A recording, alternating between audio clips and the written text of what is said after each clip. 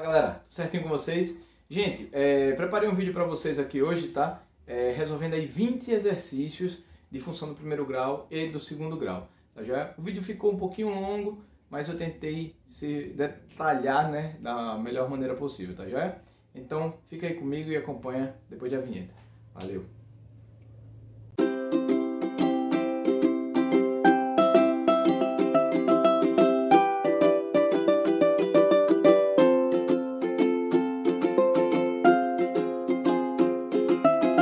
Bom, gente, vamos lá. Vamos tentar ser o mais objetivo possível aqui, tá certo? Então vamos para a primeira questão. A primeira questão fala assim: uma indústria automobilística está testando um novo modelo de carro. 50 litros de combustível são colocados no tanque desse carro, que é dirigido em uma pista de testes até que todo o combustível tenha sido consumido. O segmento de reta no gráfico mostra o resultado desse teste, no qual a quantidade de combustível no tanque é indicada no eixo Y vertical e a distância percorrida pelo automóvel é indicada no eixo X horizontal. A expressão algébrica que relaciona a quantidade de combustível no tanque e a distância percorrida pelo automóvel é... Bom, gente, a gente tem algumas maneiras de fazer essa questão, tá? Uma delas seria a gente tomar aqui o ponto de coordenadas 0 e 50, tá certo?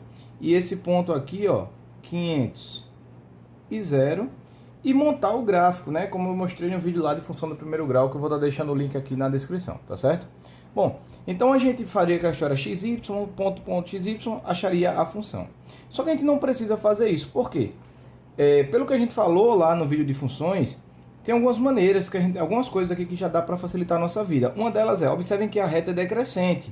Isso é meio óbvio, né? Porque à medida que o carro for andando, a quantidade de combustível vai diminuindo. Então, gente, como ela é decrescente, eu já sei que o meu A é negativo. Pelo fato do A ser negativo, eu já elimino a alternativa E e a alternativa D, tá? Porque vejam que o coeficiente do X, o nosso coeficiente angular, o nosso A, ele é positivo, tá joia? Então, só nos restam essas três aqui. Outra coisa que nos ajuda aqui também é o seguinte. Se vocês observarem, gente, o nosso B aqui é 50, tá certo? E a única alternativa que tem o B... que o B é 50, perdão, é a alternativa B. Essa é a nossa resposta. Só para confirmar, observem aqui. Qual vai ser o valor quando o meu x for 500? Lembrem-se que isso aqui quer dizer que o f de 500 é 0, não é isso? O f de x é o y. Quando eu substituir o x por 500 aqui, gente, vai ficar menos 500 sobre 10 mais 50. Menos 500 sobre 10, menos 50 mais 50, 0. Então, alternativa B dessa nossa primeira questão aí. Tá joia? Bom, vamos aqui para a segunda questão. Tá? Segunda questão fala o seguinte: uma prestadora de serviços cobra pela visita à residência do cliente e pelo tempo necessário para realizar o serviço na residência. O valor da visita é R$40 e o valor da hora, tá? Da hora para a realização do serviço é R$20, certo? Uma expressão que indica o valor a ser pago P em função das horas H necessárias para a execução do serviço é... Vejam que ela fala de dois valores, né? Fala esse valor aqui, que é o valor da visita, que seria o nosso valor fixo, e fala desses R$20 que é por hora, tá? Ou seja, na nossa função do primeiro grau, tá, que a gente conversou, a gente sabe que a função do primeiro grau ela tem essa cara aqui, né? F de x igual a AX mais B. Onde eu falei para vocês que o A é o nosso valor variável e o B é o nosso valor fixo. No caso, o nosso B aqui, gente, é o 40. Porque independente se ele vai passar lá 1, 2, 3 ou 4 horas, você vai ter que pagar os R$40 da visita. E o nosso valor variável é o A, porque depende da quantidade de horas. Tá joia? Bom, então a função que melhor se adequa a isso aqui é a alternativa D. Porque vejam, R$40 mais R$20 por hora. Tá joia? Um outro exemplo, gente, aqui, outro exercício. Uma determinada espécie de pimenta, ao atingir 20 centímetros de altura, começa a crescer de forma linear. Quando ele fala isso aqui, linear, eu já sei que está falando de uma função do primeiro grau. A cada dia que se passa, essa planta aumenta 2,5 centímetros. Assim, é possível descrever essa situação como uma função do primeiro grau, né? Porque era linear, tá certo? Bom, em que a altura está em função dos dias, cuja lei de formação é... Mesma coisa, né, gente? a partir dos 20 centímetros. Então, esse cara é o nosso B. Ela vai começar a variar isso aqui. É o nosso A, tá certo? Então, a melhor alternativa para essa nossa questão vai ser a alternativa B, não é isso? 2,5D mais 20, tá certo? Então, alternativa B. Beleza? Certinho? Muito bem. Vamos para a próxima questão. Galera, observem que função do primeiro grau, tá?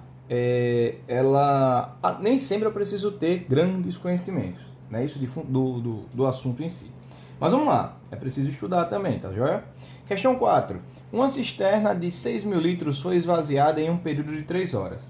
Na primeira hora foi utilizada apenas uma bomba, mas nas 2 horas seguintes, a fim de reduzir o tempo de esvaziamento, outra bomba foi ligada com a primeira. O gráfico, formado por 2 segmentos de reta, mostra o volume de água presente na cisterna em função do tempo. Qual é a vazão em litro por hora da bomba que foi ligada no início da segunda hora? Ou seja, ele quer saber qual é a vazão da segunda bomba. Tá joia? Gente, nessa primeira hora aqui, ó, só foi ligada uma bomba. Se vocês observarem, o volume ele caiu de 6.000 para 5.000, ou seja, o volume diminuiu 1.000 litros, tá? Então, com esse trecho aqui, a gente conclui que a vazão da bomba 1 era de 1.000 litros, tá? Por hora, a cada 1 hora, ou seja, 1.000 litros hora. Então, essa era a vazão da bomba 1 sozinha. Agora, se a gente olhar o segundo trecho, ó, a partir da segunda hora, né? Quando foi ligada a segunda bomba, tá? Ou seja, nesse intervalo aqui de 2 horas, que é de 1 hora a 3, o volume, gente, saiu de 5.000 a 0, ou seja, o volume diminuiu os 5.000 litros restantes. Então, vejam que nesse segundo momento, essa vazão total ela é de 5.000 litros em 2 horas, ou seja, 2.500 litros por hora. Mas nós sabíamos que disso aqui, já tínhamos aqui, ó, a vazão da bomba 1, que era de 1.000 litros por hora, ou seja, a bomba 1 tirava 1.000 litros a cada hora. Mas o conjunto das duas vai retirar 2.500 litros. Logo, a gente conclui que a vazão da bomba 2 é de 1.500 litros hora, para poder, junto com a bomba 1, retirar os 2.500. Então, a alternativa correta, alternativa C. Beleza? Bom, vamos para a questão 5. Vamos lá, gente. Tem 10 questõezinhas de função do primeiro grau e 10 do segundo grau. Observe o que ele fala. Sabe-se que o preço a ser pago por uma corrida de táxi inclui uma parcela fixa, que é denominada bandeirada, e uma parcela variável, que é função da distância percorrida. Se o preço da bandeirada é R$ 4,60 e o quilômetro rodado é R$ 0,96, ou seja, 96 centavos, a distância percorrida pelo passageiro que pagou R$ 19 foi de quanto? Então vamos lá. Gente, preste atenção numa coisa. A gente pode construir a função aqui, né? Pode chegar, ó, e dizer que o valor pago pela pessoa, dependendo da distância que ela vai andar, vai ser igual, ó, isso aqui é o nosso variável, então é o nosso A, 0,96D, tá? Mais R$ 4,60. Beleza, a gente pode fazer isso. E a pergunta é, qual é a distância que ela anda se ela pagou R$ 19? Então, bastaria eu substituir aqui o valor total pago, que foi 19, igualar a minha expressão, ó, 0,96D mais 4,6 ou 0,60 e resolver essa equação. Mas nós também podemos fazer o seguinte, pensa comigo. A pessoa paga R$ 4,60 só por entrar e mais 96 centavos por quilômetro. A pessoa pagou um total de R$ 19. Só que desses R$ 19, R$ 4,60 era só do valor da bandeirada, não é isso? Então, se eu retirar esse valor, gente, vai me dar aqui, ó, R$ 14,40 que ela pagou por quilômetro. E esse valor aqui é o valor que vai ser dividido em 96 centavos, tá certo? Totalizando aqui 15 quilômetros, tá já? Então a pessoa precisou andar 15 quilômetros vezes 96 centavos, já os 14,40, que junto com a bandeirada deu os 19 reais. Se vocês resolverem esta equação, vocês também vão encontrar os mesmos 15 quilômetros, tá certo? Então, Alternativa C da questão 5. Beleza? Vamos embora. Questão 6. Questão 6 fala pra gente o seguinte, gente. Um fazendeiro resolveu investir em uma colheitadeira para facilitar o serviço na plantação. Sabendo que o valor pago foi de R$300 mil no ano da compra, é bastante comum que máquinas desse porte percam seu valor ver ao decorrer dos anos T. Supondo que a taxa de depreciação de uma máquina desse porte é de R$22 mil por ano, devido ao seu constante uso. Podemos afirmar que o valor da colheitadeira ao final de 7 anos será. Mesma coisa. Vamos construir aqui a função. O valor da colheitadeira com o passar dos anos é dado por R$300 mil, que é o inicial. Eu não preciso colocar os mil, só que eu tenho que colocar na minha cabeça que é 1.000. Menos R$22 mil por cada T anos, não é isso? Bom, vejam que tipo, meu A é o variável, que é o 22, e 300 é o nosso valor inicial, o nosso B. A pergunta é, qual é o valor dessa colheitadeira quando passar os 7 anos? Então, é só substituir o 7, né, no lugar do T, que vai ficar 300 menos 22 vezes 7. Tá? Então, o valor aqui, quando passar os 7 anos, vai ser 300 menos 154, correto? Então, o valor da nossa colheitadeira vai ser 300 menos 154, dá um total aí de 146. No caso, né, gente, a gente sabe que isso aqui, 1.000, tá ok? Então, alternativa C. Pessoal, só um pause aqui rapidinho para vocês entenderem uma coisa. É muito importante que a gente saiba montar o problema, a função, mas a gente sabe principalmente o que é que a função me dá. Toda função, ela vai me dar um valor em função de alguém. É preciso ter isso claro na mente. No caso, essa aqui a função me dá o quê? Ela me dá o valor da máquina, da colheitadeira, com o passar de T, e T está em anos. A pergunta era, qual era o valor com 7 anos? Eu substituo T por 7. Se eu quiser saber qual é o valor com 10 anos, substituo T por 10, e assim por diante. Outra pergunta que eu poderia fazer era, sabendo que a colheitadeira estava por um valor de R$146 mil, quantos anos se passaram? Aí eu substituiria o valor por isso e resolveria a minha equação, como eu fiz na questão anterior. Então estejam bem atentos, tá, gente? Façam exercícios mais simples para que vocês possam estar utilizando, tá, esses conceitos de uma maneira mais tranquila. Beleza? Muito bem, vamos para a questão 7. Tá? Questão 7 fala o seguinte para a gente. O uso de aplicativos para realizar viagens é cada vez mais comum no cotidiano. Supõe-se que para calcular o valor da viagem de um aplicativo há um valor fixo, mais um total de R$ 1,40 por quilômetro rodado. Sabendo que o cliente pagou R$ 15,60 ao final da viagem, a quantidade de quilômetros rodados foi de 8 quilômetros, então qual o valor fixo? Bom, vejam que é bem parecida com aquela do táxi, né? Só que agora a gente quer descobrir o valor do nosso valor fixo, o B, tá? Então, vou fazer a mesma coisa, tá? O valor com a distância, de acordo com a distância, é dado por, olha o que ele fala aqui, né? É um total, é um valor fixo, que eu não sei qual é, que eu vou chamar esse valor fixo de B, tá certo? Mais 1,40 por quilômetro rodado, ou seja, 1,4 vezes D, tá já? Ele fala assim, sabendo que um cliente pagou R$ 15,60, então ele pagou R$ 15,60, tá joia? Mas quando ele percorreu 8 km, então mais 1,4 vezes 8. Então basta a gente resolver essa equaçãozinha aí. Olha como isso aqui vai ficar. A gente vai ter aqui, 15,6 igual a B mais 1,4 vezes 8, vai me dar um total aí de 11,2. Passa para lá menos, né? A gente vai encontrar que o B é 15,6 menos 11,2. Daí B vai dar igual a 4,4, né? No caso, R$ 4,40, tá? Alternativa D. Beleza? Vamos lá. Próxima questão.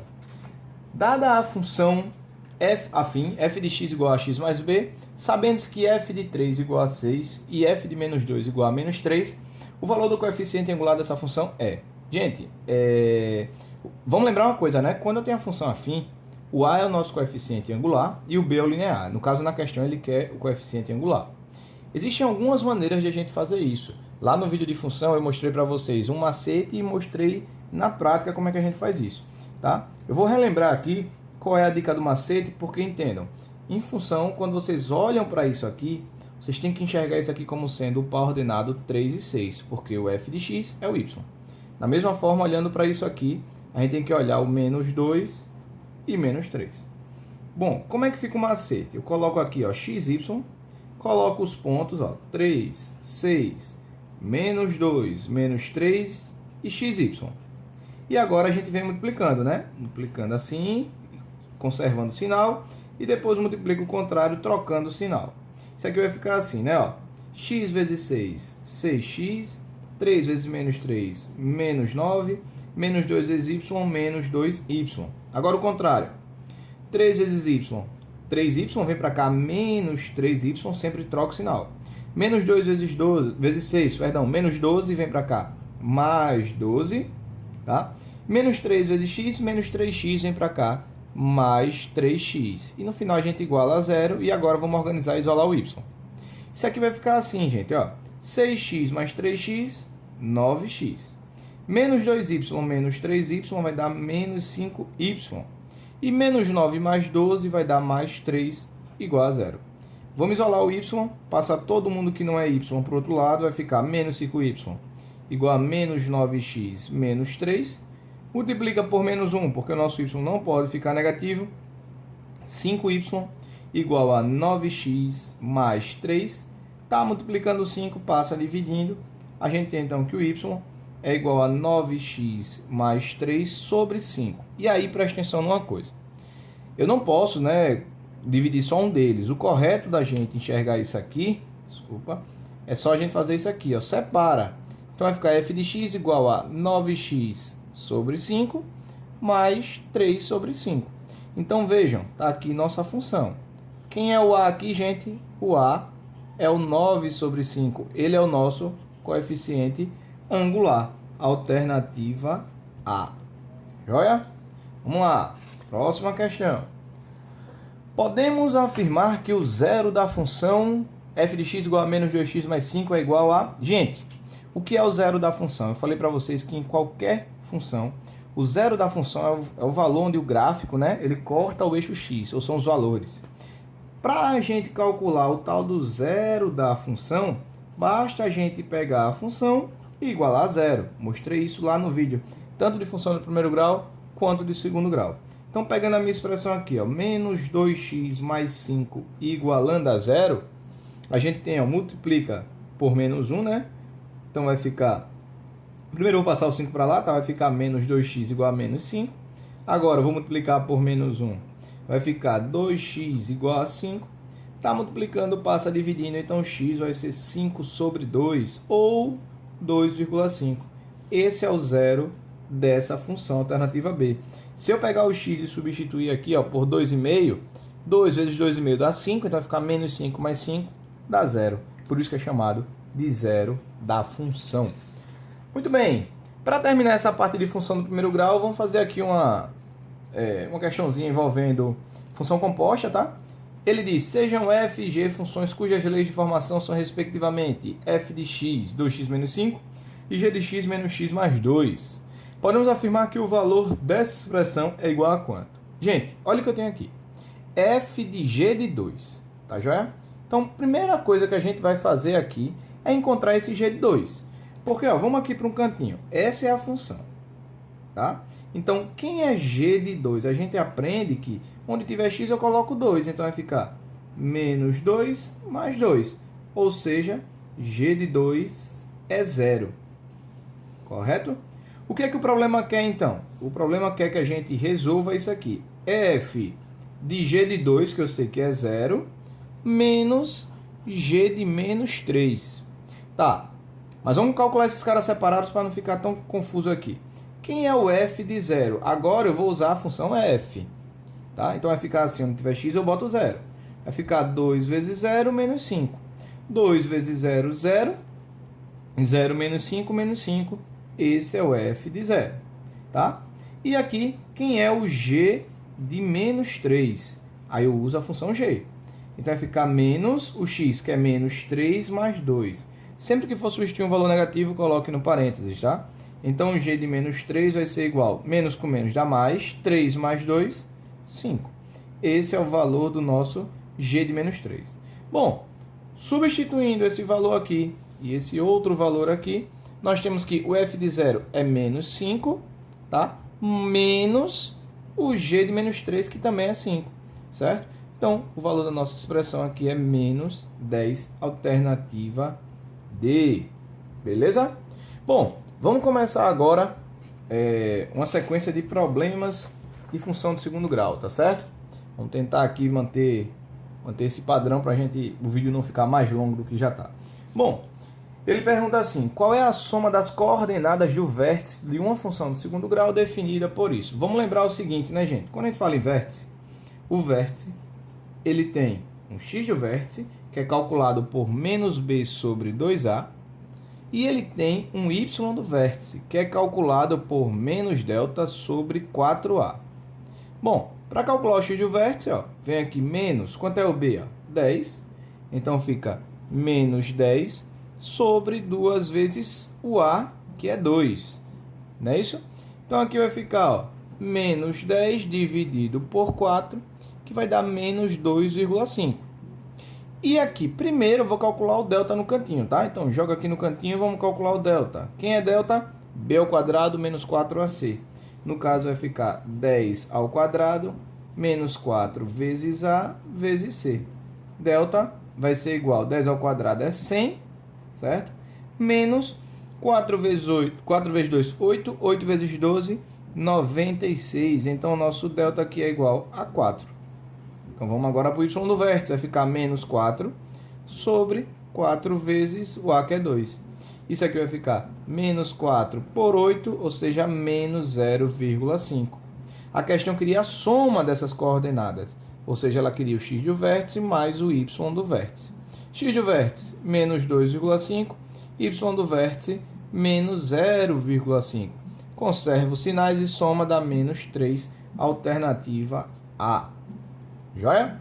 Vamos lá, vamos embora. Próxima questão, questão 12, fala pra gente o seguinte. Qual é o resultado da soma das raízes reais dessa função? Gente, o que são as raízes? É o x' e o x duas linhas. Então, pra gente encontrar as raízes, é só igualar a zero, resolver delta e bhaskara, como eu mostrei no vídeo de função de segundo grau, que eu vou deixar o link aqui na descrição. Mas deixa eu lembrar para vocês duas coisinhas, uma coisa importante, tá? Que é o que a gente chama de relações de Girard, tá? Ou conhecido como soma e produto, tá? O que é que eu preciso lembrar aqui? A soma das raízes, ou seja, o x' mais o x duas linhas, é calculado por menos b sobre a, enquanto que o produto ou seja, o x' vezes x duas linhas, é calculado por c sobre a. O que a questão quer é isso aqui, ó, menos b sobre a. Então, é só você vir aqui e fazer menos, quem é o b? 16, sobre a, quem é o a aqui? 1. Então, a soma das raízes vai dar menos 16, sem ter que achar delta e bhaskara. Mas, é claro, se não tiver prática com isso, né, é para treinar isso antes da prova.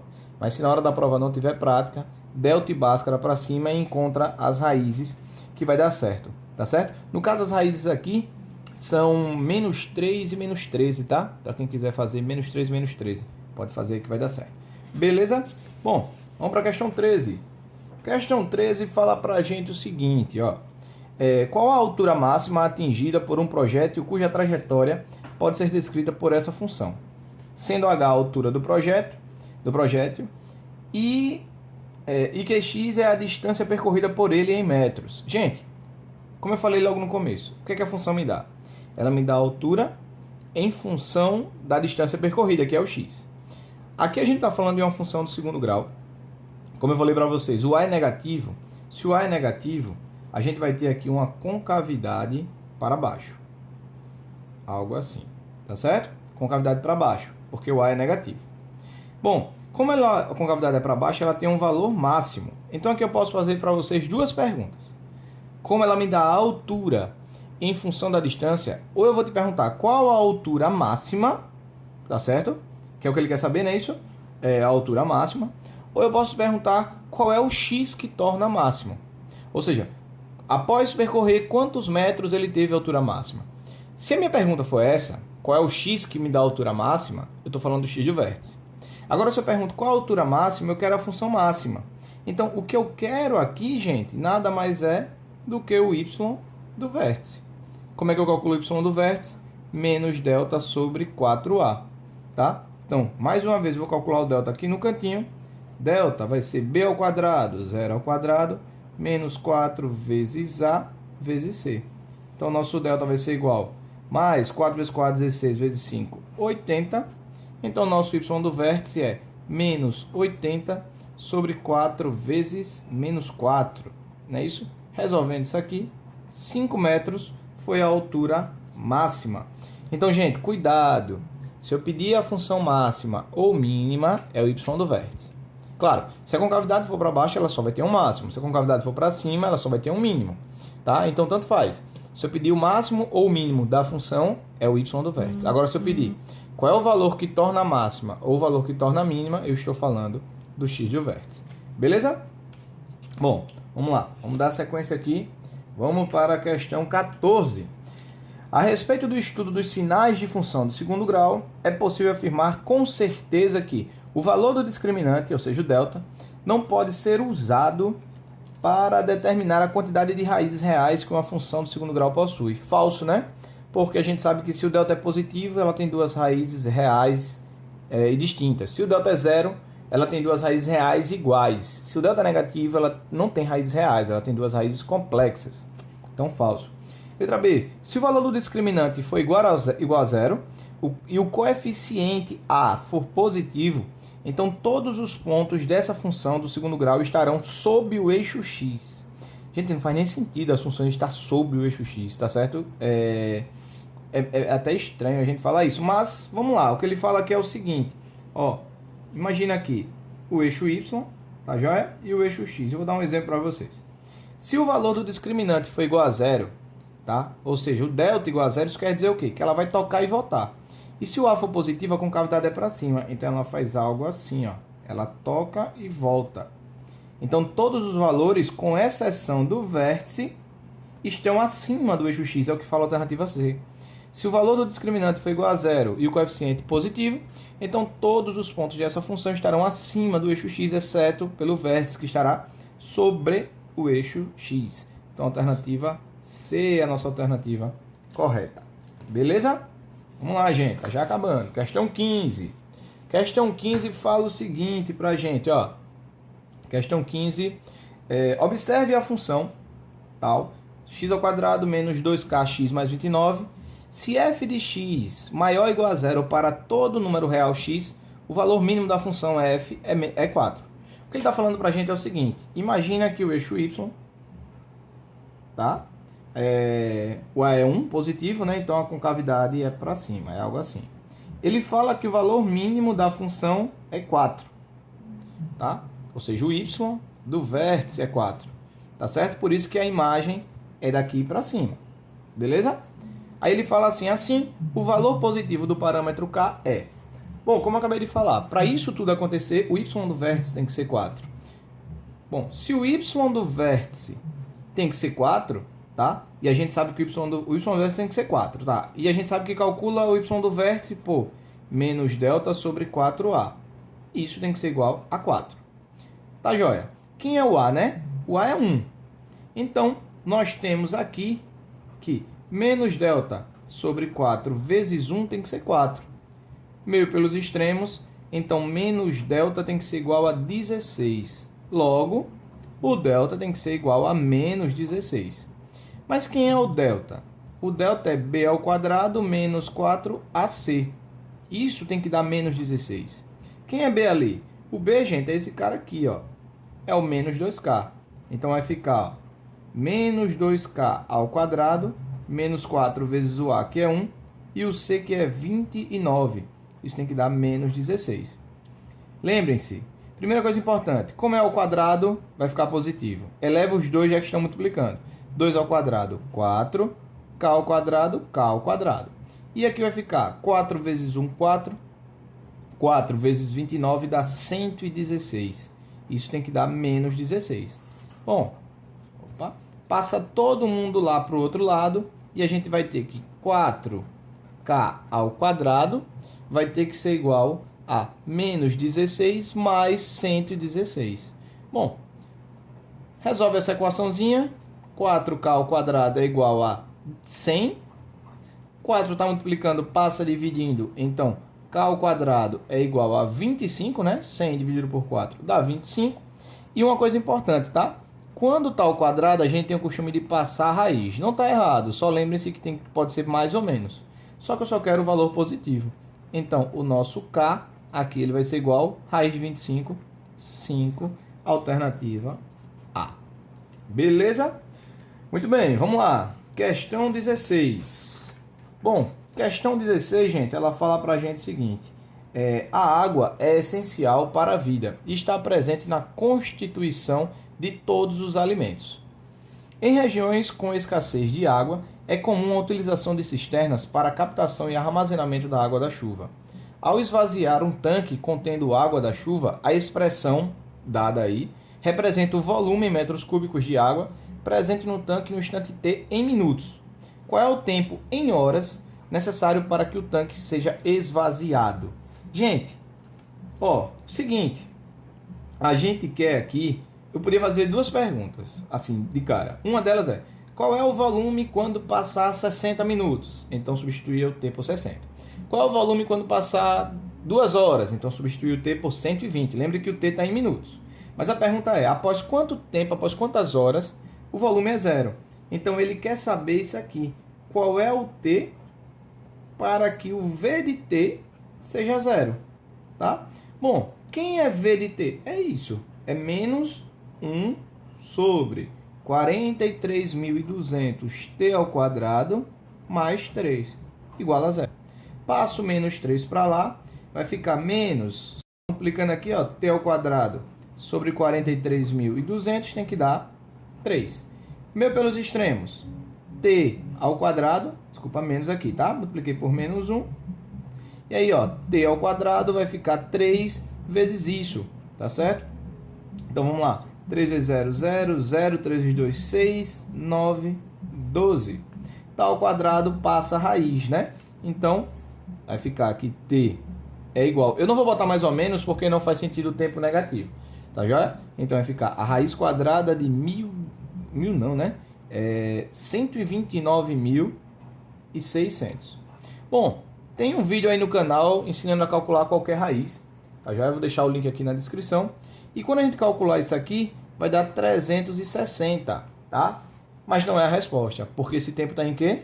Minutos. E eu tenho 360 minutos. A pergunta é em horas, tá joia? Bom, gente, quantas horas? A gente sabe que 1 hora são 60 minutos. Então, basta pegar o 360 e dividir por 60, né? Que vai dar um total aí de 6 horas. Então, a alternativa correta, a alternativa D. Joia? Vamos lá, questão 17.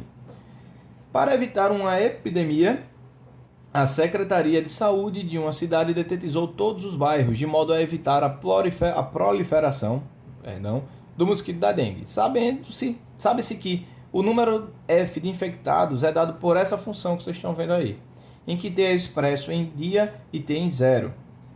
É o dia anterior à primeira infecção. Vamos lá. Em que T é expresso em dia e T igual a zero é o dia anterior à primeira infecção. Então, T1 vai ser o primeiro dia e assim por diante. E que tal expressão é válida para os 60 primeiros dias da epidemia. A Secretaria de Saúde decidiu que uma segunda dedetização deveria ser feita no dia em que o número de infectados chegasse à marca de 1.600 pessoas. E uma segunda dedetização precisou acontecer. A segunda dedetização começou em qual dia? Bom, gente, então vejam, a minha função f de t igual a menos 2t ao quadrado mais 120t, tá? Ela me dá o quê? Ela me dá o número de infectados para t em dias, não é isso? A pergunta é, qual vai ser o dia em que o número de infectados vai ser 1.600 para que aconteça uma nova dedetização, tá? Então, ó, passa todo mundo aqui para o primeiro membro, vai ficar 2t ao quadrado menos 120t mais 1.600 igual a zero. Bom, equaçãozinha do segundo grau, tá? eu posso simplificar a equação, então vou dividir todo mundo por 2. T ao quadrado menos 60t mais 800 igual a zero. O que a gente vai fazer aqui? Delta e Bhaskara. Quando você resolver delta e Bhaskara, você vai achar dois valores. T', T duas linhas, tá? O T', gente, vai ser 20, tá? E o T duas linhas vai dar 40. Só que o valor que nos interessa é esse aqui, ó. Por quê? Porque ele pergunta qual vai ser a próxima, tá certo? Ele pergunta assim, uma segundização deveria ser feita no dia em que o número acontecesse, tá bom? Então, pode ser que lá no 40 aconteça de novo, mas para as nossas contas aqui, no 20º dia é quando vai ter essa dedetização, tá bom? E aí, desculpa, no 20º dia vai chegar essa quantidade de infectados, então nossa alternativa aí alternativa B, no 20º dia. Beleza? Vamos para a próxima questão. Questão 18. Bom, questão 18 fala para a gente o seguinte. A parte interior de uma taça foi gerada pela rotação de uma parábola em torno de um eixo Z, conforme mostra a figura. A função real que expressa a parábola no plano cartesiano da figura é dada pela lei de formação, como vocês estão vendo aqui, onde C é a medida da altura do líquido contido na taça, em centímetros. Sabe-se que no ponto V, na figura, representa o vértice da parábola, localizado sobre o eixo X. Gente, isso aqui é importante, tá? Para quando ele fala que isso acontece, ele está querendo dizer para a gente que o delta tem que ser zero, tá? Nessas condições, qual a altura do líquido? Ou seja, ele quer o C. Então, gente, veja, o delta vai ser zero, é a única coisa que eu sei, porque ó, ela vem, toca e volta, como a gente conversou. A gente sabe que o delta é calculado por B ao quadrado menos 4AC, tá já? O delta tem que ser zero. O delta vai ser zero. E quem é B aqui? B é menos 6, então fica menos 6 ao quadrado, menos 4 vezes A, 3 sobre 2, vezes C, que é o C que eu quero descobrir. Veja que só tem um C de incógnita. Multiplicando aqui, ó, 4 vezes 3, 12, por 2, 6, vem para cá, mais 6C.